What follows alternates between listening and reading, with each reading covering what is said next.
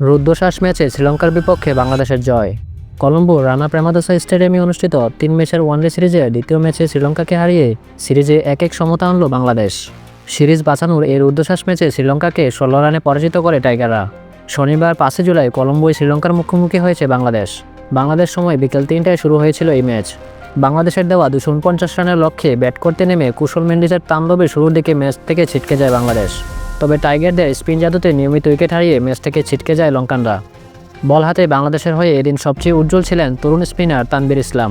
তার স্পিন ঘূর্ণিতে দিশেহারা হয়ে পড়ে লঙ্কান ব্যাটিং ইউনিট। তানভীর এদিন ১০ ওভার বল করে ৩৯ রান খরচে ২টি মেডেন সহ তুলে নেন ৫ উইকেট। বাংলাদেশের দেওয়া লক্ষ্যে ব্যাট করতে নেমে দলীয় ৬ রানের মাথায় তানজিম হাসান সাকিবের বলে এলবিডব্লিউ হয়ে ৮ বলে ১-৪-এ ৫ রান করে সাজঘরে ফিরেন পাথুম নিসাঙ্কা। পাথুম নিসাঙ্কার উইকেট হারানোর পর ক্রিজে এসে ৪ ছক্কার তাণ্ডব চালান কুশল মেন্ডিস। কুশল মেন্ডিসের ব্যাটিং দেখে একসময় মনে হচ্ছিল অল্প ওভারের মধ্যেই জিতে যাবে লঙ্কানরা। তবে তা আর হতে দেয়নি টাইগার স্পিনার তানভীর। তার বোলিং ঘূর্ণিতে গড়ের মাঠে বিপাকে পড়ে শ্রীলঙ্কা। শ্রীলঙ্কার হয়ে ব্যাট হাতে কুশল মেন্ডিস ও কামিন্দু মেন্ডিস ও জানিত লিয়ানাগের ছাড়া কেউই পাননি রানের দেখা। এর আগে টস জিতে প্রথম ব্যাটিং করতে নেমে ব্যাটিং বিপর্যয়ে পড়ে বাংলাদেশ। শেষ দিকে তানজিম হাসান সাকিবের ২১ বলে ২-৪ ও ২ ছক্কায় ৩৩ রানের উপর ভর করে ২৪৮ রানের মাঝারি সংগ্রহ পায় মিরাজের দল।